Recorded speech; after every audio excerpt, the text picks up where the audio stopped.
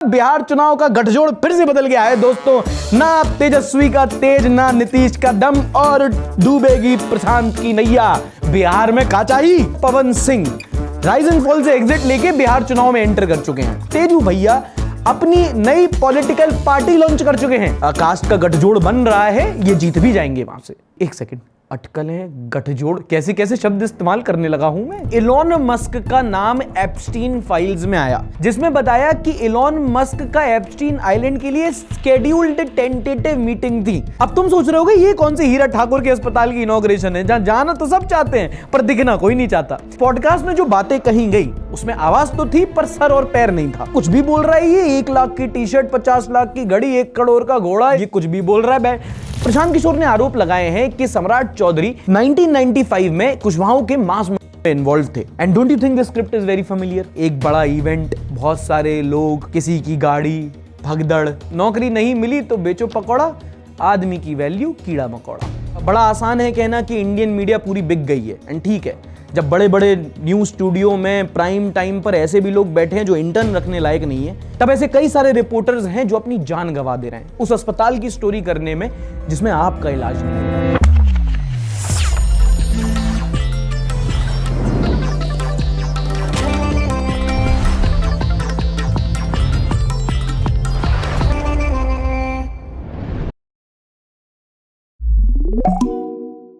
देख लिए हफ्ते की सारी न्यूज, आ गए दोबारा यहां पर। अब आ गए हो तो आ जाओ। नमस्कार, आदाब, दिस इज सार्थक and welcome back on the Sunday show, वो शो जहां हम करते हैं न्यूज की बात एंटरटेनमेंट के साथ। चलते हैं बिहार की ओर। बिहार में चुनाव आने वाले हैं और इसी बीच power star Pawan Singh rise and fall से एग्जिट लेके बिहार चुनाव में एंटर कर चुके हैं। हाल ही में ये बीजेपी मंत्री उपेंद्र कुशवाहा से मिले। इन दोनों की अपनी एक हिस्ट्री रही है, एक सीट पे आमने सामने लड़े थे, फिर दोनों ही हार गए थे। खैर, अटकलें लगाई जा रही हैं कि इनको आरा से बीजेपी का टिकट मिल सकता है, और जैसे कास्ट का गठजोड़ बन रहा है, ये जीत भी जाएंगे वहां से। एक सेकंड, अटकलें, गठजोड़, कैसे कैसे शब्द इस्तेमाल करने लगा हूं मैं। ऐसे 2-3 शब्द होते हैं, गठजोड़, अटकलें, चूंकि, हालांकि, कहीं ना कहीं, 4-5 शब्द की प्रैक्टिस कर लो, फिर कुछ भी बोलो, तुम news anchor. Anyway, another news from Bihar. Lalu Yadav के ज्येष्ठ पुत्र तेज प्रताप यादव, तेजू भैया, अपनी नई पॉलिटिकल पार्टी लॉन्च कर चुके हैं। क्या बात कर रहे हैं? राष्ट्रीय जनता दल से हटकर अब इन्होंने बनाई है जनशक्ति Janata Dal.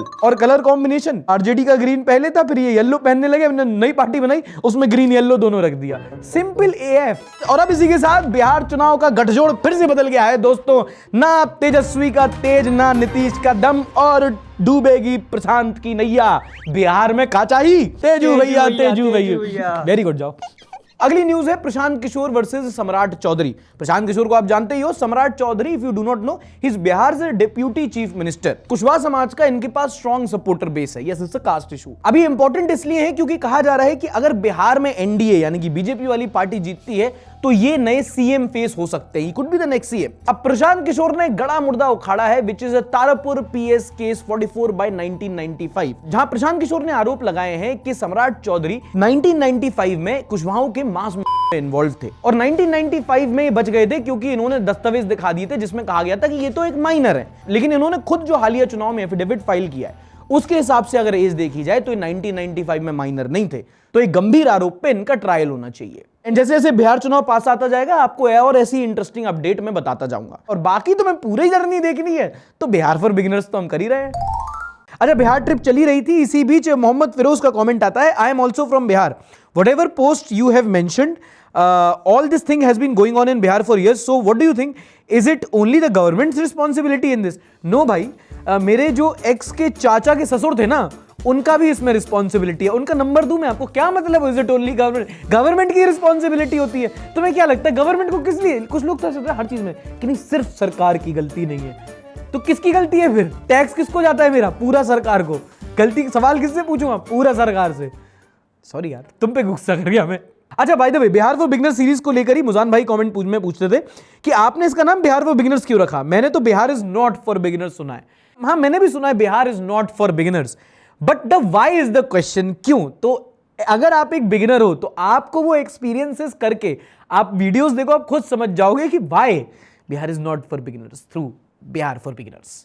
What is your opinion about freebies announcement before election in states like Bihar, Delhi, MP, etc.? I rights for you, बहुत अच्छा सवाल है आपका एंड ये बहुत बड़ा नुआंस्ड है। बहुत लोग ऐसे होते हैं जो कहते हैं कि फ्रीबीज बिल्कुल नहीं, जो पैसा बांट रहा है डेवलपमेंट पे लगाया जा सकता है, लेकिन जब आप समझोगे ना कि देश में 80 करोड़ जो नंबर दिया जाता है कि ऐसे लोग हैं जिनको खाने का बेसिक चाहिए उनकी फूड सिक्योरिटी बनाने के लिए, तो जो ये एक गलत चीज है, it's a miss appropriation of fund, miss use of government procedures. बहुत जरूरी है सोशल स्कीम्स, बहुत जरूरी है लोगों को 1000 रुपए, 1200 रुपए, कुछ महिलाओं को 3000 रुपए बस में फ्री ट्रैवल देना, वरना उनके पास उतना पैसा नहीं है। And I am talking about majority of Indian population. Problem वो तभी हो जाती है जब वो सिर्फ इलेक्शन के जस्ट पहले अनाउंस किया जाता है ताकि उनका वोट खरीदा जा सके, then it becomes a problem. आगे बढ़ने से पहले तुम्हें ये व्यक्ति याद है, नाम भी पता है?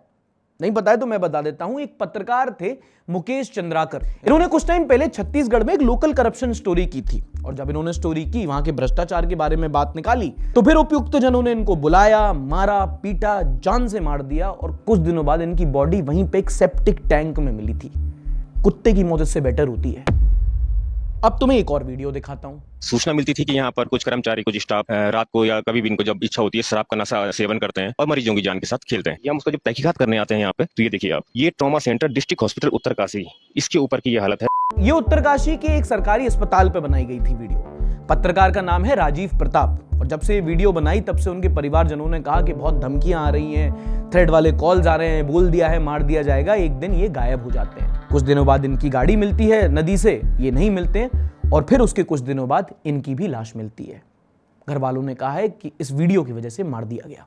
कुछ दिनों पहले एक और खबर आई थी जब एक पत्रकार ने एक लोकल माफिया के खिलाफ स्टोरी की थी, उसको भी गाड़ी से रौंद दिया गया था। दोस्तों, ये घटनाएं बढ़ती जा रही हैं जहां पत्रकारों को उनका काम करने के लिए उनको मार दिया जा रहा है जान से, और ये सुन के गुस्सा आता है, बुरा लगता है, क्योंकि ये बहुत अनफेयर है। वो किसी से पर्सनल वेंडेटा नहीं निकाल रहे थे। आप करप्शन कर रहे हो, चलो वो आपका काम है, ये उसको एक्सपोज कर रहे हैं, ये इनका काम है। इनका काम करने के लिए इनको मार दिया गया। अभी बिहार फॉर बिगनर्स के अगले एपिसोड में एक ऐसी अस्पताल की स्टोरी मैं दिखाऊंगा तुमको, और मुझे पता है ये कैसा लगता है जब आप वो चीजें बोलते हो जो चाहते हैं लोग के बोली ना जाएं, और तब ऐसे धमकी भरे फोन आते हैं, फैमिली के सामने प्रिटेंड करना पड़ता है कि अरे रॉन्ग नंबर लग गया। बट फिर भी मैं मानता हूं कि मुझ जैसे लोग तो फिर भी काफी सेफ हैं, क्योंकि एक ऑडियंस है। बड़ा आसान है कहना कि इंडियन मीडिया पूरी बिक गई है, एंड ठीक है, जब बड़े बड़े न्यूज स्टूडियो में प्राइम टाइम पर ऐसे भी लोग बैठे हैं जो इंटर्न रखने लायक नहीं है, तब ऐसे कई सारे रिपोर्टर्स हैं जो अपनी जान गंवा दे रहे हैं उस अस्पताल की स्टोरी करने में जिसमें आपका इलाज नहीं हो रहा, उस सड़क की कहानी बताने में जिसमें आपको खड्डे दिख रहे हैं, उस प्रोजेक्ट के बारे में बताने में जहां आपका टैक्स का पैसा चोरी हो रहा है। और ये ज्यादातर लोकल पॉलिटिशियन माफियाओं के खिलाफ स्टोरी होती है, वहीं रहते हैं, बहुत बेरहमी से मारा जाता है। मुकेश चंद्राकर की डिटेल पढ़ना एक बार। एक इंटरनेशनल भसड़ तब हुई जब इलॉन मस्क का नाम एप्स्टीन फाइल्स में आया। दरअसल फाइल में नाम नहीं आया, ये गए नहीं थे, बट वहां की डेमोक्रेटिक लीडरशिप ने एक डॉक्यूमेंट रिलीज किया जिसमें बताया कि इलॉन मस्क का एप्स्टीन आइलैंड के लिए स्केड्यूल्ड टेंटेटिव मीटिंग थी। गए नहीं पर जा सकते थे। बाद में इलॉन मस्क ने कहा मैं तो गया भी नहीं हूं, प्रिंस एंड्रू था वो गया था। अब तुम सोच रहे होगे ये कौन सी हीरा ठाकुर के अस्पताल की इनॉग्रेशन है जहां जाना तो सब चाहते हैं पर दिखना कोई नहीं चाहता। दरअसल ये बात हो रही है एप्स्टीन फाइल की। अमेरिका में बहुत बड़ा केस हुआ था, एक जेफरी एप्स्टीन करके वहां का एक हॉलीवुड का आदमी था, उसका एक आइलैंड था जहां पे वहां के बहुत बड़े बड़े बिलियनियर्स, वहां के एंटरप्रेन्योर्स, वहां के पॉलिटिशियंस, वहां के सेलिब्रिटीज जाया करते थे। अब इस आइलैंड पे रोड नहीं जाती थी, पर ये जीबी रोड वाला मामला था, अंडर एज माइनर लड़कियों का रैकेट, वो वाला रैकेट नहीं। अब जब ये मामला सामने आया तो जेफरी एप्स्टीन को तो पकड़ के उसकी रेल बांध दी इन लोगों ने। तो अब अगला सवाल, वहां पे जाता कौन कौन था? ये सब भी पीडीएफ फाइल्स है। तो वो लिस्ट जिस फाइल में है उसको कहा जाता है एप्स्टीन फाइल्स। जैसे हमारे यहाँ कश्मीर फाइल्स, केरला फाइल्स, उनका अलग चल रहा है एप्स्टीन फाइल्स। और ऐसा नहीं है सारे नाम छुपे हैं, कुछ कुछ बाहर आए। इलॉन मस्क ने कहा है कि डोनाल्ड ट्रंप का नाम है उस फाइल में, तभी रिलीज नहीं कर रहे। स्टीफन हॉकिंग का नाम है। इस नर को एक मादा की तलाश है। एक और कंट्रोवर्सी हुई पॉडकास्टर राज शमानी को लेकर। दरअसल कुछ दिनों पहले राज शमानी ने सेल्फ प्रोक्लेम्ड स्टॉक ट्रेडिंग गुरु उमर पंजाबी के साथ एक पॉडकास्ट डाला था, और उस पॉडकास्ट में जो बातें कही गई उसमें आवाज तो थी पर सर और पैर नहीं था। 23 साल का लड़का बोल रहा है मैंने तो जी ट्रेडिंग से 150 करोड़ रुपए कमा लिए हैं, मंथ ऑन मंथ मेरा रिटर्न 25% का है। What are the returns that you give through trading? Returns is anywhere around 20 to 25% per month. Month on month return, year on year भी नहीं, मंथ ऑन मंथ रिटर्न 25% का है। और अगर ये सच है और तुम्हें लॉ ऑफ कंपाउंडिंग आता है तो ब्रो 2 साल दो, अंबानी इसके। मैं ये नहीं मानता हूँ, मैं आपको सीरियसली लेता नहीं। फिर ये बिल्कुल absurd claims पे लोगों ने ट्वीट करना शुरू किया कि भाई कुछ भी बोल रहा है ये 1 लाख की टी शर्ट, 50 लाख की घड़ी, 1 करोड़ का घोड़ा, ये कुछ भी बोल रहा है बैठ। कंट्रोल उदय। कितने की आती है टी शर्ट? ये दिस इज 1 लाख, 1 लाख रुपए की है। तो एंड मेरे छोटे बहन भाई, जब भी तुमको इंटरनेट पे कोई 5 रुपए की शक्ल वाला 5 करोड़ की बातें करते दिखे, समझ जाना वो अपना कोर्स बेचने आया है। और यहां भी वही हो रहा था। और बाद में जब आउटरीच ज्यादा हुआ तो राज शमानी ने अपनी वीडियो डिलीट कर दी।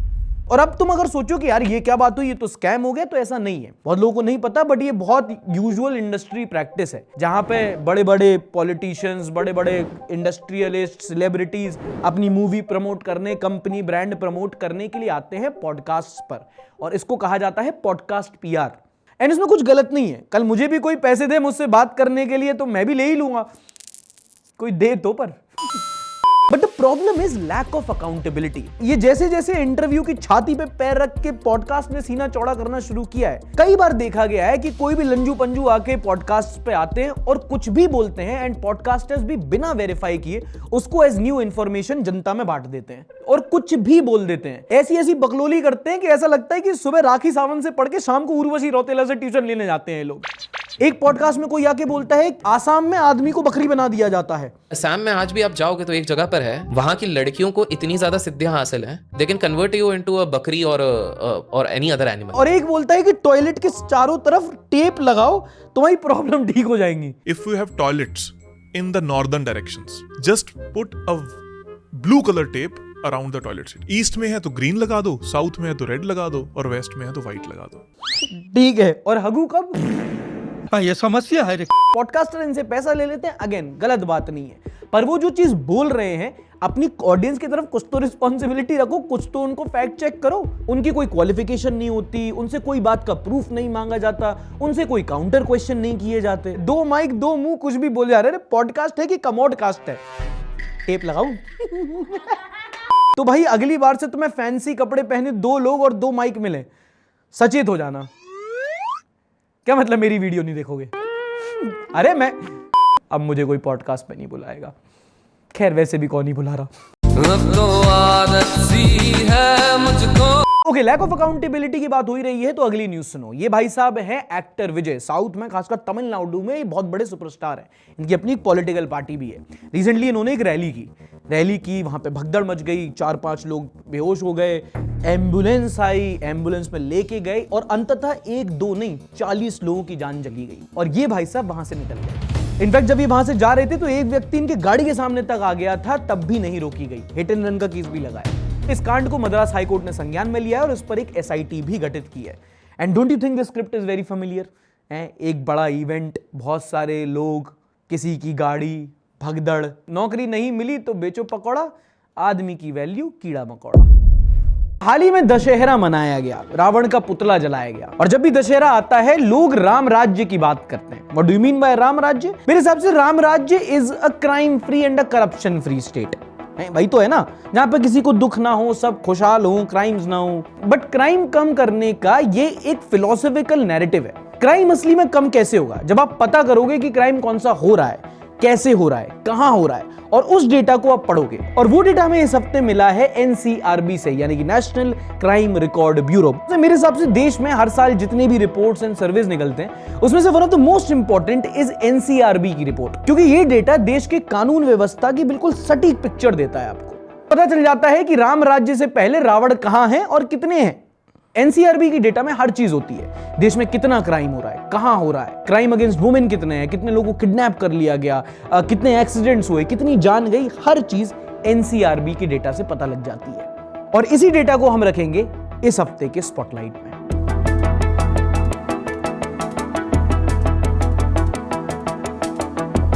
अब ये वाली जो रिपोर्ट आती है इसका डेटा कंपाइल करने में थोड़ा टाइम लगता है, तो ये 1-2 साल पीछे चलती है। इस साल 2023 का NCRB का डेटा आया है जो बताता है कि एक साल में भारत देश में लगभग 60 लाख क्राइम, 60 लाख अपराध होते हैं। मतलब हर 5 सेकंड में एक। 5, 4, 3, 2, 1 किसी को गोली मार दी अभी किसी ने। मैं तो बोल रहा हूं गुड्डू मुस्लिम। Now it is important to note that these are the crimes reported, वरना असली में जितने हो रहे हैं तुम राम राज्य भूल जाओ, कलयुग है ये। जो लगभग 62 लाख केसेस रिपोर्ट हुए हैं उनमें से 60% यानी कि लगभग 37 लाख आईपीसी की धारा वाले थे और 25 lakh special and local loss के केस थे। अब तुम बोलोगे बॉलीवुड की मूवी से आईपीसी की धारा तो पता है यो का होवे है special laws. You are a good question. अब देखो उसमें होता ये है, oh by the way 30 second और हो गए, इसी बीच में किसी की बेटी अगवा हो गई, किसी के घर में चोरी हो गई और कोई बुड्ढा अभी भी डिजिटल अरेस्ट में है। अब देखो दो तरह के क्राइम्स होते हैं, एक तो होता है पैन इंडिया, तुम किसी को गोली मार दो कहीं भी मारो पहले जाओगे। दूसरे होते हैं कुछ स्पेशल लॉज जो एक स्टेट या यूनियन टेरिटरी के अपने होते हैं, जैसे कि गुजरात और बिहार में दारू बैन है ऑन पेपर, दिल्ली में लॉटरी बैन है ऑन पेपर और पंजाब और यूपी में अवैध हथियार बैन है ऑन पेपर। मतलब नू कह रहा कट्टा तो मेरे पास भी है। देश में जो सबसे ज्यादा क्राइम रिपोर्ट होता है वो होता है थेफ्ट का, यानी कि चोरी। करीब 7 लाख चोरी के केसेस रिपोर्ट हुए, 5% up from the previous year. और इन 7 लाख केसेस में 7,000 करोड़ की चोरी हुई है और इसमें यह भी बताया गया कि लगभग 2,000 करोड़ की रिकवरी भी हो गई, क्योंकि कुछ चोर इतने बेवकूफ होते हैं कि दारू के ठेके में चोरी करने गए तो पैक लगा के वहीं सो जाते हैं, अगले दिन पुलिस उनका हैंगओवर उतारती है। कुछ रिकवर हो गया है, बाकी कुछ में जांच चल रही है और बच्चे कुछ चूहे खा गए। This reference if you know you know. पकड़ी गई 581 किलो गांजे की खेप को चूहे खा गए हैं। रिपोर्टेड में से 6 लाख मामले हिंसा के हैं जिनको सिंपल हर्ट केसेस बोला जाता है। अच्छा, अब किसी भी जगह पे हर 1 लाख लोगों पे पर 1 लाख पॉपुलेशन कितने क्राइम होते हैं उसको बोला जाता है क्राइम रेट। अगर कम हो रहे हैं तो क्राइम रेट कम है और अगर ज्यादा हो रहे हैं तो यूपी बिहार सॉरी। और भारत का क्राइम रेट काफी ज्यादा बढ़ गया है, पहले 420 था बढ़कर 450 हो गया है। अब तुम बोलोगे कैसे बता दें कि भाई ये ज्यादा है, तो अगर आप कंपेयर करोगे किसी डेवलप्ड कंट्री से, यूनाइटेड स्टेट्स से, तो वहां पर क्राइम रेट 50 से भी कम है, तो हमारा 10 गुना से ज्यादा है। अब ऐसे ही हर कंट्री का क्राइम रेट अवेलेबल नहीं है, बट एक ग्लोबल क्राइम इंडेक्स होता है जो इन सब चीजों को रैंक करता है। आप वहां जाके पढ़ सकते हो, समझ सकते हो कि कौन सी कंट्री कितनी ज्यादा सेफ है। और उसके मुताबिक देश जैसे कि साउथ अफ्रीका, वेनेजुएला, अफगानिस्तान, जहां पे इंस्टेबिलिटी बहुत है, वहां पे क्राइम रेट ज्यादा है, अनसेफ मानी जाती है। एंड कंट्रीज लाइक कतार, ताइवान, सिंगापुर, यहां पे क्राइम रेट बहुत कम है, ये कंट्री सेफ मानी जाती है। 144 देश हैं इस सूची में, जिसमें भारत का स्थान है 81 को इंग्लिश में क्या कहते हैं? 81। 30 के ऊपर की हिंदी की गिनती ना आना भी एक क्राइम है दोस्तों, पता है तुम्हें? खैर, रिपोर्ट पर वापस आते हैं। एक और डेटा निकाला जाता है, वो ये कि एक्सीडेंट में कितने लोगों की जान गई है। तो बताया गया है कि एक साल में 4 लाख लोगों की एक्सीडेंट की वजह से मौत हुई है। मतलब राम राज्य का पता नहीं, गाड़ी पुष्पक विमान जरूर बना रखी है लोगों ने। एंड माइंड यू, ये सारे केसेस रोड एक्सीडेंट्स के नहीं है, करीब 25,000 रेलवे एक्सीडेंट्स के भी हैं। मतलब सिर्फ ट्रेन का पटरी से उतरना नहीं, बल्कि ऐसे केसेस जहां पे पैसेंजर्स या तो ट्रेन के नीचे आते हैं, बहुत सारे ऐसे लोकल ट्रेन में ऐसे बहुत केसेस देखने को मिलते हैं, ऐसे केसेस भी आए हैं। और इनमें सबसे ज्यादा जो स्टेट में होते हैं वो होते हैं महाराष्ट्र और यूपी में। इनमें से 2 लाख केसेस फ्रॉड के भी हैं, यानी कि वहां पे जहां पे धोखाधड़ी हुई, फ्रॉड हुआ, या तुम्हारे पापा की चाचा ने जायदाद ले ली। पर्सनल हो गया क्या? अच्छा, यहां पे 2 मोर इंपॉर्टेंट स्टैट बीप करूंगा क्योंकि यूट्यूब को ये वर्ड पसंद नहीं है। हत्या और murder and abduction.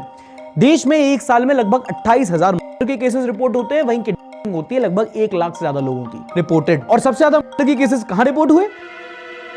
UP, Bihar, Maharashtra. Sometimes it's too obvious, you don't need a report. But overall जो एक ऐसा कैटेगरी है जहां सबसे ज्यादा आजकल रिपोर्ट हो रहे हैं साल दर साल केसेस, 10% नहीं, 20% नहीं, 30% ईयर ऑन ईयर ग्रोथ हो रही है, वो हो रही है साइबर क्राइम के केसेस की। जैसे जैसे डिजिटल इंडिया आगे बढ़ रहा है, सबकी जेब में फोन, हाथ में इंटरनेट है, वैसे ही साइबर क्राइम के केसेस भी आगे बढ़ने लगे हैं। ओटीपी मांग लिया किसी से, उनके कार्ड का पिन मांग लिया, ऐसे केसेस जहां पे हैक करके किसी के अकाउंट से पैसे निकाल लिए, या सबसे बढ़िया डिजिटल अरेस्ट। अभी एक रिसेंट में केस आया था, एक व्यक्ति ने अपने करोड़ों की संपत्ति किसी को दे दी और वो महीनों तक डिजिटल अरेस्ट में रहा। ऐसे केसेस भी हो रहे हैं। That is the world we live in, digital कलयुग।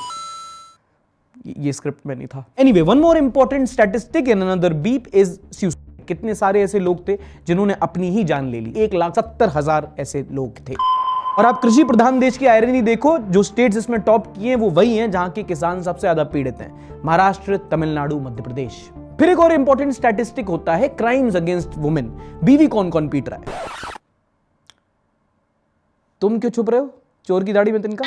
साल में 4 lakh crime against women report हुए। And of course majority of the cases घरेलू हिंसा डोमेस्टिक वायलेंस के थे और करीब 30,000 मामले दुष्कर्म के रिपोर्ट हुए। अब दुष्कर्म तुम्हें पता होना चाहिए किस अंग्रेजी शब्द को कहा जाता है। ऐसे केसेस सबसे ज्यादा कौन से स्टेट में रिपोर्ट हुए? Rajasthan, UP and MP. अच्छा, यहाँ पे एक चीज और आपको बता दूं कि 4,84,000 जो गुमशुदगी के केसेस थे उसमें 2/3 महिलाएं ही थी। अच्छा, यहाँ पे एक और इंपॉर्टेंट स्टैटिस्टिक्स है, क्राइम अगेंस्ट चिल्ड्रन, बच्चों के खिलाफ जो अपराध हो रहे हैं उसमें भी 10% की बढ़ोतरी हो गई है। 2 लाख से ज्यादा केसेस रिपोर्ट हुए हैं। ओमनी ट्रिक से खेलने की उम्र में ओमनी में बिठा के ले जा रहे हैं उनको लोग। Shouldn't have said that. And not a lot, but around 240 cases were reported of crimes against foreigners. अतिथि देवो भव। बल्कि इसके मुकाबले जो फॉरेनर्स इंडिया में क्राइम करते हैं वो रिपोर्ट बढ़कर 2,500 के पार पहुंच गया है। अतिथि अपराध करो भव।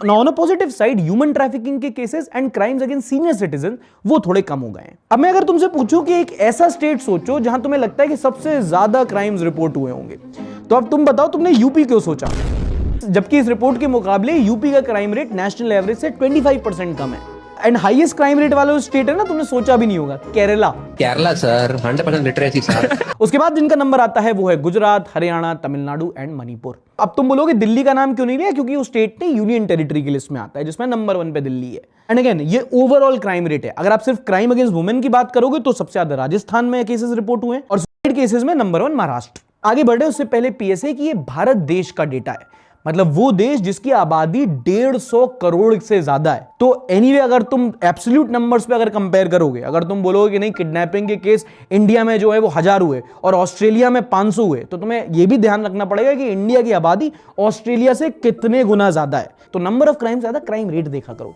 बट अगर ओवरऑल केसेस की बात करूं तो देश में चोरी, डकैती, साइबर फ्रॉड के केसेस तेजी से बढ़ रहे हैं। सीरियस क्राइम्स उतने ज्यादा बढ़ तो नहीं रहे, बट ऑलरेडी नंबर बहुत बड़ा है। एंड केरला, गुजरात, हरियाणा, तमिलनाडु, यूपी, महाराष्ट्र ये ऐसे स्टेट्स हैं जहां का क्राइम रेट बाकी स्टेट्स के कंपैरिजन में ज्यादा है। अब ये सारी बातें मुझे बताना और आपको जानना क्यों जरूरी है? क्योंकि कोई भी देश का एनसीआरबी जैसा डेटा बताता है कि उस देश में सोशल स्टेबिलिटी कितनी ज्यादा है। अब ये सारा ज्ञान हमें पढ़ना और समझना इसलिए जरूरी है क्योंकि एक देश का क्राइम रेट जो है वो इस देश की सोशल स्टेबिलिटी बताता है। बहुत सारी चीजें इससे इंटरलिंक्ड रहती हैं। मैं ये कहूंगा कि बाहर तुम कितना सेफ हो वो डायरेक्टली कोरिलेट करता है कि अंदर घर में आके तुम्हें रोटी मिलेगी कि नहीं।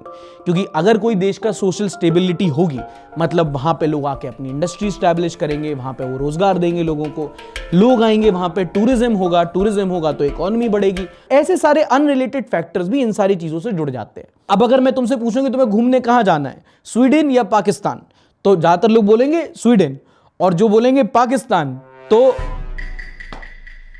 अगली रिपोर्ट में तुम्हारा भी नंबर है, एनएसए लगेगा। एनीवे, जाने से पहले आखिरी जरूरी इंपॉर्टेंट आवश्यक सूचना, ये एनसीआरबी की आखिरी रिपोर्ट थी जो आईपीसी के तहत बनाई गई।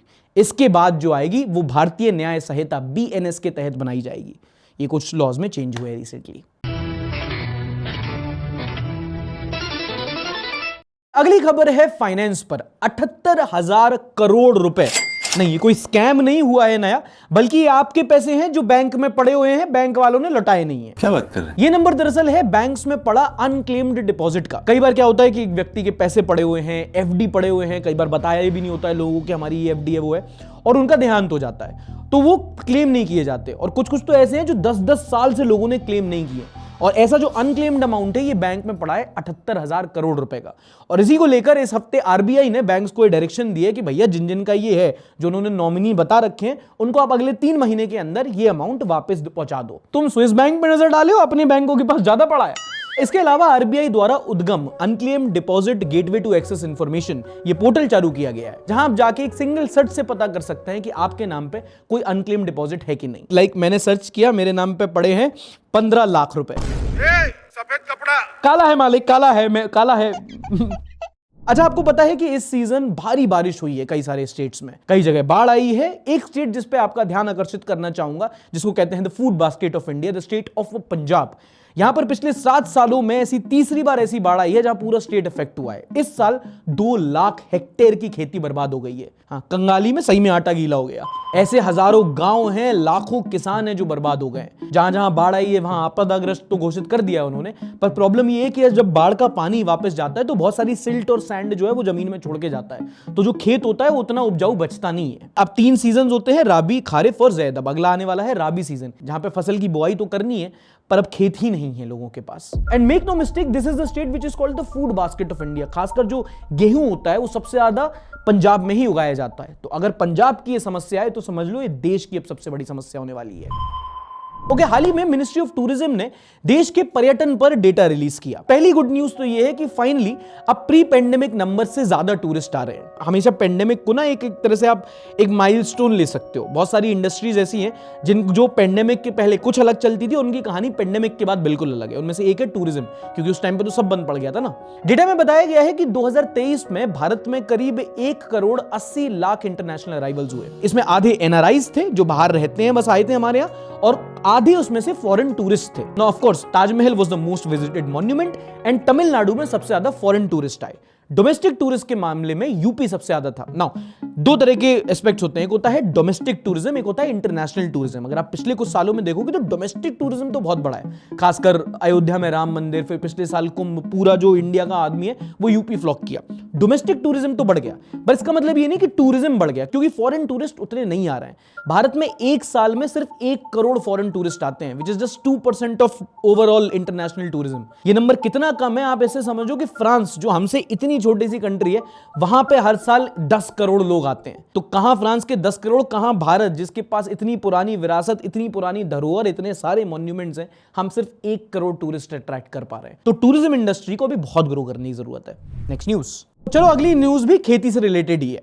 हाल ही में आईआईटी बॉम्बे और यूनिवर्सिटी ऑफ हैदराबाद ने एक स्टडी पब्लिश की। इन्होंने 40 साल तक का डेटा स्टडी किया अक्रॉस कॉन्टिनेंट, और उन्होंने inverse farm size productivity relationship establish किया। मतलब कि जब इन्होंने पता किया, कुछ किसान ऐसे होते हैं जिनके पास कम खेत होता है, छोटी खेती होती है, और कुछ किसान होते हैं जो बड़े किसान होते हैं, उनके पास बहुत ज्यादा खेत होते हैं। और स्टडी में यह पाया कि जो छोटे खेत होते हैं, बड़े खेतों के मुकाबले उनकी यील्ड थोड़ी ज्यादा होती है। Size does matter, smaller the better. Yes, पर जो बड़े खेत होते हैं वहां पर कॉस्ट पर यूनिट कम लगता है, इसलिए उनका मुनाफा ज्यादा होता है। पर एक फैक्टर जो छोटे किसानों के फेवर में काम नहीं करता वो है मोनोक्रॉपिंग। वो बेचारे एक ही फसल लगा पाते हैं, तो न्यूट्रिशनल डाइवर्सिटी इतनी नहीं हो पाती। बड़े खेतों के पास ये फायदा रहता है, वो अलग अलग फसल लगा सकते हैं। तो अब ये रिपोर्ट हमारे लिए इंपॉर्टेंट इसलिए क्योंकि भारत में ज्यादातर किसान जो होते हैं वो छोटे किसान होते हैं, उनके पास ज्यादा जमीन नहीं होती। किसान भाई जो होंगे बहुत कम ही ऐसे होंगे जिनके पास ये खेत ही है, जहां तक नजर डालो हमारी खेत है, वो ज्यादा नहीं है। 80% ऐसे हैं जो जिनके पास ज्यादा 2 हेक्टेयर की जमीन है। हाल ही में Indian mental health alliance IMHA ने न्यू दिल्ली में अपनी कॉन्फ्रेंस की और डेटा रिलीज किया कि इंडिया में मेंटल हेल्थ प्रॉब्लम्स इतनी बढ़ रही हैं कि 2030 तक हमारी जीडीपी को वो $1 ट्रिलियन का नुकसान करेगी। अब तुम बोलोगे मेंटल हेल्थ प्रॉब्लम्स, जीडीपी क्या है? जैसे आपकी फिजिकल हेल्थ खराब है तो आप काम पे नहीं जा पाओगे, आपकी प्रोडक्टिविटी नहीं होगी, या आपको तनख्वाह नहीं मिलेगी, तो वो हो गया आपका इकोनॉमिक लॉस। ऐसे ही मेंटल हेल्थ से भी ये चीज नापी जा सकती है कि अगर कोई डिप्रेशन में है, कोई स्ट्रेस में है, एंग्जाइटी में है, काम अच्छी तरह नहीं कर पा रहा, उतना प्रोडक्टिव नहीं है, तो वहां भी इकोनॉमिक लॉस होगा। और इसी तरीके बता रहे हैं कि इंडिया में mental health problems like stress, anxiety, depression, PTSD ये इतने बढ़ गए हैं कि 2030 तक इसका टोटल भार जो भारत को पड़ेगा वो पड़ेगा $1 ट्रिलियन का। Now point to be noted, these are not hard numbers, these are just estimates कि हाँ भाई इतना हो सकता है, पर फिर भी एक बड़ा नंबर है। और मेंटल हेल्थ हमारे देश में एक बहुत बड़ा इशू इसलिए भी है क्योंकि उसको इतना सीरियसली नहीं लिया जाता। एंग्जाइटी किसको होती है? जी में चलता है हमारे यहाँ तो, बट वही है छोटे छोटे इश्यूज, डिप्रेशन, एंग्जाइटी, अगर इनको अर्ली स्टेज पे काउंटर नहीं किया, ट्रीट नहीं किया, तो वो काफी टाइम तक एक और बड़ी, एक और कॉम्प्लेक्स मेंटल हेल्थ प्रॉब्लम बन जाती है। चलो मेंटल हेल्थ से अब एक रिपोर्ट बताता हूं आपको फिजिकल हेल्थ पे। चिल्ड्रन इन इंडिया एक रिपोर्ट आई है जिसने बताया है कि भारत में बच्चों में और एडोलेसेंट्स में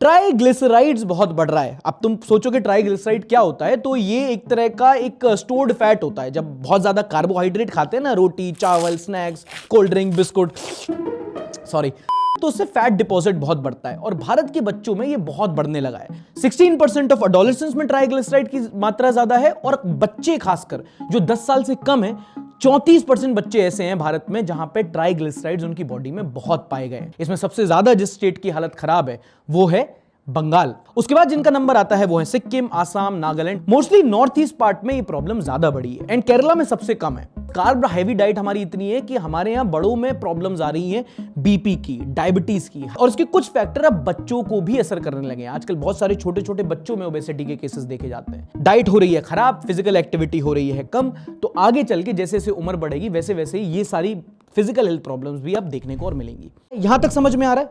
अगर आ रहा है तो एक बार लाइक कर दो। अंगूठे की एक्सरसाइज भी करनी होती है तभी फिर ट्राइग्लिसराइड्स बढ़ जाते हैं, इन लोग के मानते नहीं। क्या नहीं है ट्राइग्लिसराइड की प्रॉब्लम? अरे कर दो, बीपी बढ़ जाएगा वरना मेरा। Okay, next news. हाल ही में केंद्र सरकार ने स्टेट्स को डायरेक्टिव दिए हैं कि 2 साल से जो कम के बच्चे हैं उनको कफ सिरप नहीं दी जाए, और ये तो केंद्र सरकार का है। हाल ही में डीजी ऑफ हेल्थ सर्विसेज ने भी कहा है कि 2 छोड़ो 5 साल से कम के बच्चों को भी कफ सिरप नहीं देनी चाहिए। और कफ सिरप को लेके ऐसी एडवाइजरीज काफी टाइम से आती आ रही है। कभी कोई स्टेट कहता है, कभी कोई मेडिकल बॉडी कहती है कि भाई कफ सिरप बच्चों को नहीं देनी चाहिए। और ऐसा नहीं है कि खांसी जुकाम की बाकी दवाइयां, स्पेसिफिकली कफ सिरप के बारे में बात होती है।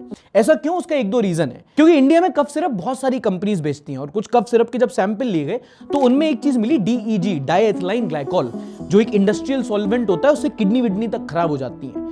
अब सोचो, जब बच्चे जो होते हैं, जब बच्चों को दोगे तो बच्चों की बॉडी पे क्या असर करेगा वो। और दूसरा रीजन ये है कि कफ सिरप कुछ नेसेसरी भी नहीं है। ऐसा नहीं है कि कफ सिरप लोगे तो खांसी ठीक हो जाती है, बस खांसी की जो सिम्टम है उसको सप्रेस करता है वो। इनफैक्ट कुछ ब्रांड की कफ सिरप तो बहुत ज्यादा खराब क्वालिटी की आ रही थी। कुछ टाइम पहले कुछ बच्चे बीमार पड़ गए थे, कुछ की तो मौतें तक हो गई थी। इसीलिए अब एडवाइजरी जारी की है कि कफ सिरप्स को अवॉइड किया जाए। अब खतरनाक चीज होती है, जबकि तो नोटिस किया, कई बार देखोगे कि कफ सिरप पियो तो उससे नशे होने लगते हैं, है ना। सबके घर में ये लोग बोलते हैं। एक बार मैं ऐसे, मेरे को खांसी जुकाम थी, मैंने कफ सिरप पिया, 2-3 ऐसे पिया मैं ज़्यादा। फिर मैंने पापा से बोला कि पापा मुझे नशे हो रहे हैं इस चीज़ को लेके, बड़ी दिक्कत हो गई। अगले दिन से मेरे पापा पीने लगे। National council of applied economic research NCAER, इन्होंने हाल ही में इंडिया की पहली ट्रांसपोर्ट स्पेसिफिक लॉजिस्टिकल स्टडी की है। I don't know it make sense, but study में उन्होंने बताया है कि इंडिया में जो फ्री ट्रांसपोर्ट होता है, जो लॉजिस्टिकल ट्रांसपोर्ट होता है, कोई अपना माल जो है वो ट्रेन से भेज रहा है, फ्लाइट से भेज रहा है, शिप से भेज रहा है, उसमें सबसे किफायती क्या पड़ता है। ठीक है, जल्दी जल्दी बता देता हूं। किस हिसाब से नापा गया? कॉस्ट पर टन पर किलोमीटर। तुमने अपना 1 टन माल यहां ट्रक से भेजा है या ट्रेन से भेजा, और यहां पे तुमने फ्लाइट से भेजा, सबसे सस्ता पड़ेगा ट्रेन का, जहां पे एवरेज सी कस्ट टन मीटर, मतलब अरे समझ रहे हैं ना तुम, वो है ₹1.96। 1 टन माल 1 किलोमीटर 2 रुपया में तुम शिप कर पाओगे। भाई अगर तुम उसको ट्रक से भेजते हो वाया रोड तो वो पड़ेगा लगभग ₹4.25। अब तुम कहोगे नहीं शिप से भेजूंगा, तो उसका पड़ता है लगभग ₹2.5। और तुम्हारा अगर अंबानी से डायरेक्ट कनेक्ट, तुम कहो हम तो फ्लाइट से भेजेंगे, तो पड़ता है ₹72 पर टन पर किलोमीटर। और अगर तुम्हें लग रहा है छोटी मोटी न्यूज है, तो नहीं भाई, हमारे जितनी बड़ी इकोनॉमी में जो लॉजिस्टिकल कॉस्ट होता है ना, सामान भेजने में, आने में, वो बहुत बड़ा फैक्टर होता है। लगभग 8% है हमारे जीडीपी का। और यहीं पे बात आती है एक देश की ट्रांसपोर्ट इंफ्रास्ट्रक्चर की। जहां इंडिया में 8% जीडीपी लॉजिस्टिक्स में खर्च हो जाता है, वहीं पर चाइना में वही 4.5% पे काम हो जाता है, क्योंकि उनका लॉजिस्टिकल इंफ्रास्ट्रक्चर इतना अच्छा है। तो यही देखो, इंडिया में रोड्स हैं, छोटे ट्रक्स हैं, अमेरिका में बड़े बड़े ट्रक्स होते हैं, चाइना में भी बहुत बड़े ट्रक्स, हाईवेज, रोड्स निकल रहे हैं। और जैसे जैसे इंफ्रास्ट्रक्चर बढ़ता है, वैसे वैसे ये वाला जो कॉस्ट होता है, the cost of travel, conveyance, freight, ये सब कम हो जाता है। इंटरनेशनल में एक बड़ी खबर यूनाइटेड स्टेट्स ऑफ अमेरिका से, जहां पर यूएस में गवर्नमेंट शटडाउन हो गया है। ट्रंप भाई को गले से उठा के शटर नहीं डाल दिया। यूएस गवर्नमेंट शटडाउन मतलब वहां की जो पार्लियामेंट है, कांग्रेस वहां की एक सहमति नहीं बना पाई है फिस्कल बजट पे कि भैया कौन से डिपार्टमेंट में कितना पैसा खर्च होना है। ट्रंप भाई साहब वो कह रहे हैं वहां पे मेडिकेड, सोशल सिक्योरिटी बहुत चलता है, उस पर थोड़ा पैसा कम करो, जिसको लेके वहां की जो ऑपोजिशन है, डेमोक्रेटिक लीडरशिप, वो नहीं मान रही है। और उनका कहना है कि अकेले तुम बुड्ढे नहीं हो जिसके हितों की रक्षा की जाएगी, सबका देश है। ऐसा कहा नहीं था, मैं तो बता रहा हूं। अब गवर्नमेंट शटडाउन से होगा क्या कि बहुत सारे सरकारी संस्थाएं बंद पड़ जाएंगी क्योंकि पैसा ही नहीं है। जैसे कि नासा पे बड़ी दिक्कत आई हुई है, लेकिन हाँ कुछ जैसे नेशनल सिक्योरिटी की हो गई, हॉस्पिटल, जो एसेंशियल सर्विसेज हैं वो चलती रहेंगी, बट बाकी सारी जगह काम बंद पड़ गया है। और ये ठीक कैसे होगा? ट्रंप और डेमोक्रेट को समझौता करना पड़ेगा। पर ट्रंप भैया को बाकियों के समझौते से फुर्सत नहीं है। वो एक लौदा आदमी है, उसके घर में आग लगी पड़ रहे, वो दूसरों के आगे पानी फेंकता रहता है। I want to thank the countries that helped me put this together.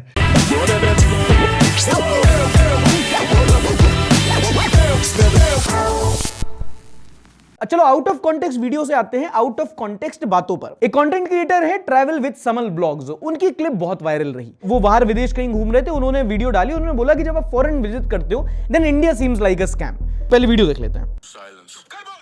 After foreign visits India starts feeling like a scam, जिसमें एक लंबा सा कैप्शन था जिसका बेसिकली सार ये था कि जब आप बाहर जाते हो, जब आप अच्छे इंफ्रास्ट्रक्चर देखते हो, तब आपको अपने इंफ्रास्ट्रक्चर में कमी दिखाई देती है। जब आप बाहर की ट्रेनों को बिल्कुल डॉट टाइम पे आता देखते हो तब समझ में आता है यार कि हमारे यहाँ की ट्रेन तो बड़ी लेट है। जब आप बाहर जाके साफ सड़कें देखते हो तब समझ में आता है कि हमारे यहाँ कितना कचरा है। And then he highlights the psychological contrast कि जब आप कुछ अपने से बेहतर देखते हो तब आपको समझ में आता है कि खुद में क्या क्या बेहतर किया जा सकता है। But at the same time वो लास्ट लाइन में इंडिया के लिए एक तारीफ भी लिखते हैं, मुझे बहुत अच्छी लगी। India feels chaotic but it's deeply human. The warmth, the जुगाड़, the diversity are unmatched. Over time, seasoned travelers learn to see both sides, India's flaws and its strengths. But बढ़िया, अब तुम कमेंट पढ़ो। 70 years of visionless and corrupt rule of Congress only reason. ये 70 साल वाला dialogue decide कर लो, ये 70 साल वाला डायलॉग क्या अगले 70 साल तक मारोगे? Enjoy US gun culture, Middle East Israel attacks, South China dominance, China US economic threats. अरे इंडिया इज द बेस्ट। अरे ज्यादा दूर मत जाओ, श्रीलंका जाओ।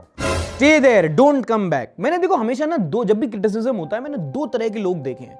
एक तो जो बोलते हैं कि हाँ हम भी बाहर गए, हमने देखा है, हम इंप्रूव कर सकते हैं, और एक होते हैं कि अरे इंप्रूव कैसे कर सकते हैं, श्रीलंका को देखो हम पहले ही से इंप्रूव्ड हैं, बांग्लादेश को देखो। अरे श्रीलंका बांग्लादेश क्यों दिखा रहे हो यार, सीरिया क्यों नहीं दिखा रहे तुम लोग? हम तो बहुत सबसे महान कंट्री हैं। सबसे बुरी प्रॉब्लम है ये कि जब भी क्रिटिसिज्म आता है, जब भी सवाल पूछे जाते हैं तो बेहतरी के लिए पूछते हैं ना लोग। यहां पे तो उठा के बस सीधा उठा के हमें ऊपर मत दिखाओ, हमें नीचे देखना है, तो इस माइंडसेट का कुछ हो नहीं सकता। बट क्या करें, एक बड़ा तबका है जो अपने पिछड़ेपन में इतना कंफर्टेबल हो गया है कि वो ऊपर कैसे देखे, उसे नीचे देखने से फुर्सत ही नहीं है। अगला, ये पहचानते हो क्या है? नहीं, थोड़ा जूम करके दिखाता हूं। अब अगर तुम्हें लग रहा है कि ये तो दिखा दिखा लग रहा है, ये क्या रेलवे का क्या वो फ्लोर है ट्रेन की? नहीं जी, दरअसल ये एक प्राजा कंपनी है, उसका नया टोट बैग है। हाँ भाई, ये रेलवे की, एक second, let me build it up. ये रेलवे की फ्लोर की डिजाइन वाला टोट बैग 2.7 3.25 लाख रुपए का है। अरे बस के फ्लोर के डिजाइन वाला बैग कितने का है जी? 3 लाख का। पूछना तो पड़ेगा ना जी, पूछना तो पड़ेगा। और भाई ये कैसे, मतलब क्या ये कभी चप्पल 2 लाख रुपए की, वो थैला 3-4 लाख रुपए। अमीरों तुम्हारे पास इतना पैसा है तो थोड़ा हम पे छिड़क दो। और अब तो मुझे दोस्तों लगता है पैसा डिजाइन का नहीं है, पैसा डिस्क्रिप्शन का है, क्योंकि तुम लिखा क्या है, metallic industrial finish with leather detailing, not paratha, it's mashed wheat flour cooked tenderly over a pan with extra virgin olive oil served with tomato sauce on the sides. ये बीते हफ्ता आप जानते हैं त्योहारों का दिन था, नौ दुर्गा थी, दशहरा था, बहुत सारी पैंडल की वीडियोस वायरल हुई। तो और फिर जब दशहरा आया तो भी बहुत सारी वीडियोस वायरल हुई, कैसे कैसे रावण जलाए गए। एक मुझे बहुत पसंद आई, man to play Hanuman ji late for Ramlila, books Rapido to reach quickly.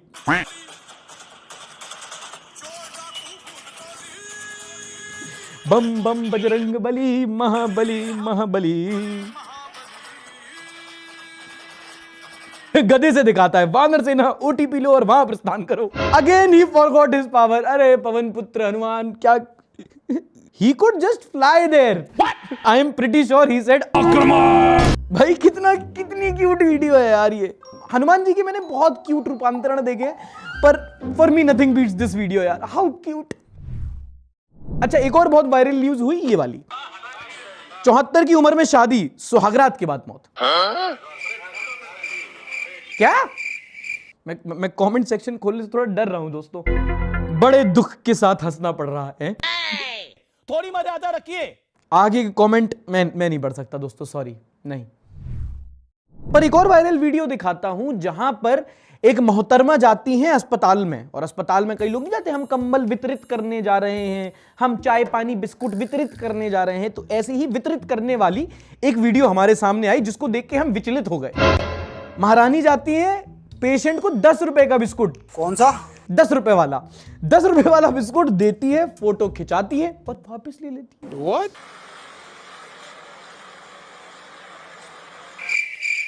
BJP ये पार्टी, ये इसका टाइटल मैं बता दूं ना, दुनिया की सबसे बड़ी पार्टी की सदस्य ने की दुनिया की सबसे छोटी हरकत, मरीज के साथ पीआर। वो बिस्कुट नहीं खा पाया, आप शर्म तो खा लेती आंटी।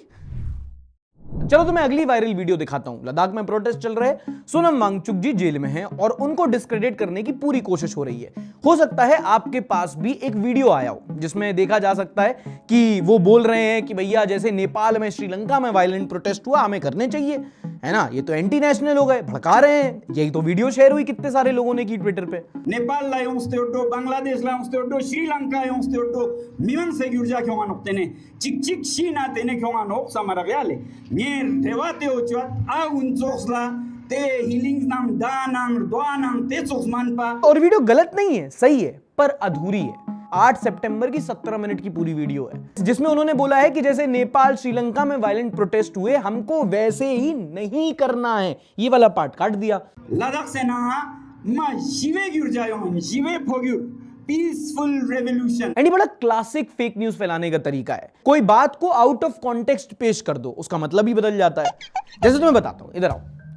जैसे क्लिप 1, विशाल पागल खाने जाओ, तुम्हें ये लग रहा है ना विशाल पागल है, लेकिन मैंने पूरा बोला था कि विशाल पागल खाने जाओ और जाके अनुज को चेक करके आओ।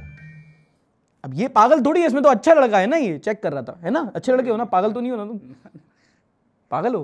मैं पागल हूं। पर इन सब चीज में ना मेरे को बड़ा अच्छा लगता है, क्योंकि जब भी कोई ऑब्वियसली फेक नैरेटिव पुश होता है और सारे हैंडल एक साथ करते हैं तो कम से कम समझ में आ जाता है कि कौन ऐसे हैं जो अपना ईमान भाड़े पे लेके चल रहे हैं। अच्छा, कुछ खबरें इंपॉर्टेंट होती हैं। देश की जीडीपी कहां जा रही है, महंगाई कितनी बढ़ गई, कहां प्रोटेस्ट हो गया, ये भी एक खबर होती है। और फिर कहां ट्रक चोरी हो गया, किसकी बीवी किसके दामाद के साथ भाग गई, बारातियों ने घरातियों को क्यों पीट दिया, ये भी न्यूज होती है। And these are news without any sense which we call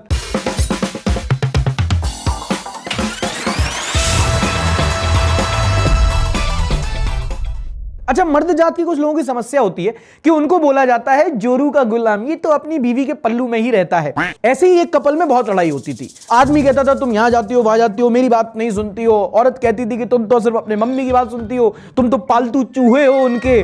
और ये पालतू चूहे पे बात बहुत बढ़ गई दोस्तों, कोर्ट तक पहुंच गई। कोर्ट ने भी ये बात बोली कि हाँ, पति को पालतू चूहा बोलना क्रूएलिटी है। पालतू कुत्ता बना के रखो।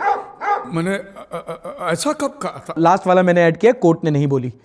और ये पति पत्नी में पालतू चूहा बोलना सो प्रॉब्लमेटिक। पहली बात तो चूहे कब से पालतू होने लगे? ज्यादातर लोग तो जहर दे के मार देते हैं उनको। ऐसे कपल भी आजकल वही। कभी मेरा माफ करना, गुस्से में इधर उधर निकल जाता हूँ। But sometimes you have to feel for this kind of people. कुछ भी करें, कोई ना कोई इल्जाम लगा ही देता है। बीवी की सुनो तो जोरू का गुलाम, माँ की सुनो तो पालतू चूहा, और किसी की ना सुनो तो सरकार। You didn't know it was going to get political, did you? I bet you didn't know this. But coming back to marital issue, usually क्या होता है कि एक औरत के साथ उसके ससुराल में जब मारपीट होती है तो घरेलू हिंसा होती है। पर UP does things differently. Banda में एक दामाद जब उसके ससुराल आया तो गांव वाले ने उसकी कुटाई कर दी। और ऐसा नहीं कि उनकी बेटी की प्रताड़ना कर रहा था, बस वो देर रात को गांव में घुसा तो गांव वालों को लगा कि कोई चोर है। बस फिर क्या, उन्होंने अपने हाथों से दामाद जी की खातिरदारी की। बेचारा बोलता रह गया कि मैं निर्दोष हूं, मैंने बस चुराया है तो आपकी बेटी का दिल। जिस भीड़ ने मारा उस भीड़ में इसका अपना ससुर भी था। भारी मिस्टेक हो गया सर, एकदम ब्लंडर हो गया। एंड ये देखो घटनाएं वारदात की photo. I can't really say कि पिटा कौन है पीटा कौन है, पर बीच वाले ने मजे जरूर लिए। देखो उसकी हंसी। अच्छा, लोग जिम जाते हैं वजन कम करने के लिए, पर एक महिला का जिम जाने से पहले ही वजन कम हो गया जब उसको लूट लिया गया। घटना है मुजफ्फरनगर की, जहां एक महिला खूब सारे गहने जेवरात पहन के जिम जाया करती थी। एक सेकंड, गहने पहन के जिम कौन जाता है? मतलब जिम में why do you need gold? The only gold you need before gym is may be shilajit gold. और फिर उसको लूट लिया गया। जब तहकीकात हुई तो पता चला कि लूटा तो किसी ने, डाका इसकी सास ने डलवाया था, जिसको ये बिल्कुल पसंद नहीं आता था। ये गहने पहन के जिम जाया करती थी। और प्लानिंग देखो, जिम जाते वक्त चोरी कराई। चाहती तो घर के अंदर भी चोरी करा सकती थी, पर सास की ग्रैंड मस्ती देखो।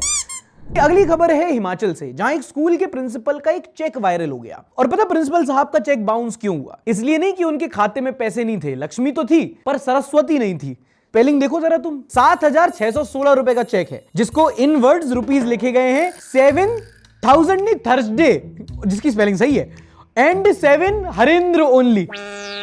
मैं सोच रहा हूं स्कूल की एजुकेशन क्या ही लेवल की होगी। जब प्रिंसिपल ही 100 को हरेंद्र लिख रहा तो टीचर तो 1000 को थानेदार लिखते होंगे। खबर आई एक रिहैब सेंटर से, जहां पर एक मेंटल पेशेंट की हालत बहुत बिगड़ गई। उसको अस्पताल ले जाया गया और बाद में जब पेट की सर्जरी हुई तो उसके पेट में से 29 चम्मच निकली। What? हाँ भाई, जब वो दाल चावल खाता ना तो 29 चम्मच मिली पेट से, इतने मेरे घर में नहीं है। और उसके साथ 19 टूथब्रश। मेंटल स्टेट का तो पता नहीं, डेंटल स्टेट अच्छा होगा। बट थैंकफुली सर्जरी सक्सेसफुल हुई और अब पेशेंट को वापस रिहैब सेंटर में रिलोकेट कर दिया गया है। अच्छा, अभी गरबा सीजन चल रहा था, सब ऐसे डोली तारो ढोल बाजे डोले। अरे मैं इतना इंटरेस्टेड, वो जा नहीं पाया ना दोस्तों मैं बिहार में, तो यहाँ निकल गया मेरा। बट गरबा सीजन चल रहा था, आप लोग डांस करने गए होंगे। उम्मीद करता हूँ आपकी घड़ी में भी किसी का पल्लू फंसे, मेरे में तो बस अंकलों की धोती फंस रही थी। पर खबर आई सूरत से, जहां पर एक इंस्पेक्टर साहब 2 दिन से गरबा पंडाल की रेकी कर रहे थे और लड़कियों को बताते घूम रहे हो, बेटा सेफ हो, कोई दिक्कत तो नहीं, हाथ में वॉकी टॉकी कि कोई भाई किसी ने छेड़खानी की तो बताना। 2 दिन सब बढ़िया तरीके से चल रहा था। फिर एक दिन एक व्यक्ति जाता है और पूछता है कि भाई साहब आप कौन? तो बोलता है कि मैं इंस्पेक्टर। तो बोलता है फिर मैं कौन? पुलिस ने फेक पुलिस को पकड़ लिया। और तुम देखो fake it till you make it की कहानी, वॉकी टॉकी लेके हाथ में 2 दिन से वीआईपी इलाके में घूम रहा था। पर किसी ने शक नहीं किया, क्योंकि अरे भाई पैंट बुस्सट वाला आदमी हाथ में वॉकी टॉकी, अधिकारी ही होगा। सूरत पुलिस तंग किया गया। अच्छा ये भगवान क्या जुल्म है। में क्या जोड़ा कि संतरा we made a eco friendly Ravan.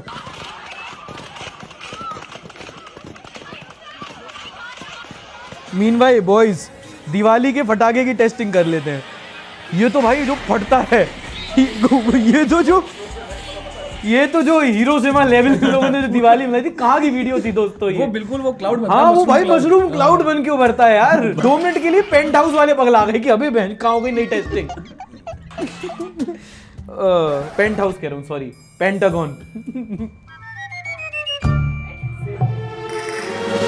Barbie versus Oppenheimer, Ravan made by Abdul. भाई सच बताना, यूरेनियम कहां से लाया था? Criminal in parliament, scientist climate activist in jail. ये तो भाई सोनम वांगचुक का अच्छा लेवल है। सोनम वांगचुक का केस हो रहा है, सब कह रहे हैं कि अरे वो तो फॉरेन एजेंट था, उसको हाँ पाकिस्तानी इंटेल हो रहा था, उसको चाइना से फंडिंग मिल रही थी, इसलिए तो 7 साल से तुम्हें पता नहीं पड़ रहा था ये है? तो तुम्हें नहीं लग रहा कि जिनको पता होना चाहिए था, अगर उनको अब तक नहीं पता था तो गलती कहीं और? तुम अपना ही क्या मतलब लॉजिक फैक्ट चेक नहीं करते क्या तुम लोग दोस्तों? कभी तो वो भी पॉइंट है ना, जो पीके मूवी बनी थी वो पीआर था। अच्छा पीके मूवी बनी थी, 3 इडियट्स बनी थी, वो पीआर था। और ये तुम्हें 15 साल बाद पता चल रहा है। बताओ तुम्हारा सावन स्लो है क्या? साहब क्रेडिट एक ऐसी चीज है, तुम एक बार चख लो फिर तुम उसे छोड़ नहीं सकते। देखो ये नवरात्रि की बधाइयां दे रहे हैं, अगर कोई बाहर एलियन आ गया तो वो समझेगा कि यार नवरात्रि ना इन्हीं का त्योहार होता है। भैया रानी यहाँ पे है छोटी सी, वो भी जबरदस्ती डाली होंगी कि डालनी ही पड़ती है, वरना देख रहे हो हमारे नेताओं को, यार क्या सरकार है हमारी। हमारे यहाँ ऐसा ही होता है। हर चीज किसेस अमेरिकन ब्रांड, पड़ोसन की पप्पी। तुम कह रहे हो मोदी ने किया क्या है? अमेरिका क्या कहता था? क्या हो तुम? आज हम कहते हैं तू क्या है? ये तो गौतम भाई को भेज रहा हूँ मैं। कभी इररिलेवेंट ही नहीं हुआ ये आदमी भी इररिलेवेंट नहीं है। रुको गौतम भाई को फोन मिलाता हूँ मैं। 1 hour later. फोन काट दिया मेरा। पहले हम कहते थे कौन हो तुम, अब गौतम भाई कहते हैं तू क्या है बे? I sent an email for sick leave, but the first line was sure. Here is a fake sick leave. Sure, here's a fake sick leave application you can send to your manager. कुछ ऐसे हम लोग निकालते हैं jobs, तुम लोग के application भी आते हैं, तो कुछ जो AI चलाना सीख जाते हैं दोस्तों। 1-2 चीजें, एक तो ना जब वो कुछ तुम्हें देता है ना, कुछ ऐसे कि भाई ये उठा के चेप देना, तो पूरा ही उठा के नहीं चेपना होता है, जो वो बोल रहा है उठा के उसके कोटेशन हटा देने होते हैं, ठीक है। दूसरा, कभी कभी उस बेचारे को पता तो होता नहीं है, क्योंकि तुम 3 जगह अप्लाई कर रहे हो कि किसका नाम, तो एक जेनरिक लेगा और नाम में डैश लिख देगा, ठीक है। तो तुम क्या है, जब मेरे को मेल देखोगे तो हेलो डैश क्या मैं गाली हूं मैं? नाम तो लिख दो कम से कम। क्या पता इंटेंशनली किया हो। 15 अगस्त को क्यों आजाद? अगस्त जी ने समुद्र पी लिया, तब अंग्रेजों को पता लगा कि 1 अगस्त ने सागर पी लिया। अब तो 15 अगस्त है भैया, भागो भारत छोड़ के, वरना ये 15 अगस्त में क्या करेंगे? ऑल द स्वतंत्रता सेनानी फ्रॉम हेवन। गुरुजी 14 अगस्त को पाकिस्तान भी इंडिपेंडेंस डे बनाता है, तो अगर 14 वहां पे है, 15 हमारे यहाँ पे है, ये बॉर्डर पे एक बीच में कहाँ खो गए? ये आपने लॉजिक नहीं बताया हमको। इंद्रदेव की सभा में है। इंद्रदेव की सभा में है वो एक, इसमें ना ऐसी कोई टिप्पणी बहुत आती है, कर नहीं सकते कि मतलब सब समझेंगे नहीं। ये पी के ज्ञान देता है। मदिरा कहते हैं उसको। भगवान बस एक खून माफ कर दे। कल कहेगा 2 अक्टूबर को 2 यूट्यूबर उन्हें करा था तेरी। गांधी जी भी लाइक तुम गुलाम ही सही थे। वो मीम नहीं देखा जो गांधी जी कहते किन को आजादी दिला दी मैंने। Karl Marx theories. Karl Marx personal life. Marxism पता है क्या होता है? प्राची बताओ मार्क्सिज्म क्या होता है? Marxism basically exploitation of people. क्या? हाँ मतलब इट्स अ थ्योरी जहाँ पे वो बताता है हाउ कैपिटलिस्ट आर अच्छा है कैपिटलिस्ट आर एक्सप्लॉइटिंग पीपल। मैंने कहा यार ये तो हमें बेवकूफ बना दिया गया। Capitalist are exploiting the labours. और तुम मानती हो ऐसा? हाँ मतलब बता तो है। तो तुम क्या कह रही हो? मैं ज्यादा काम कराता हूँ तुमसे? ये फंस गया सीएम। क्या मतलब ये? ऐसे बोल रहे नहीं नहीं नहीं हाँ करते रहो। बोलने के लिए अच्छा है, प्रैक्टिकल नहीं है। ये सारे बोलते हैं कम्युनिज्म के बारे में। अरे मैं कुछ बोला ही नहीं दीदी। प्रधानमंत्री चोर नहीं है, चोर है तेरी कांग्रेस पार्टी। तूने 75 साल राज करा, 70 साल तूने क्या दिया कांग्रेस पार्टी ने? हमारे प्रधानमंत्री और एक ही शेर, एक ही शेर है, वो है प्रधान भाई नरेंद्र भाई मोदी, दामोदर राय मोदी। ऐसे पर्सनली लग रहा है, डांट यहाँ तक आई है आंटी की। कभी कभी यार मोदी जी पे अगर ऐसे मीम्स आते हो वो भी देख के कहेंगे यार इतना क्रेजी भी नहीं किया है वैसे मैंने लाइफ में। एक तो मोदी हमारे बाई गॉड है, सब कुछ है। एक और है कि मोदी मेरा भाई है, ये भी मोदी भाई, मतलब सबके रिश्ते नाते निकल रहे हैं। मोदी जी भी तो बना ही लेते हैं सबसे रिश्ते नाते वैसे। मेरा लिविंग गॉड है वो, living god. Ramlila turns hilarious after actor calls Ravan a मजदूर इंस्टेड ऑफ मजबूर। मेरा भाई रावण मजदूर है। यहाँ भी ना घटा दी सूप न का। Girls during Navratri. Mahishasur boys during Navratri. नाम क्या हुआ आपका? राहुल कुमार। क्या चीज का अवतार लिए हुए हैं? महिषासुर। महिषासुर का। हाँ। एक minute if I do not know if you noticed, पर माता जी एक शेर पे बैठी हुई हैं और मैं उस शेर पे आप लोगों का ध्यान आकर्षित करना चाहूंगा दोस्तों।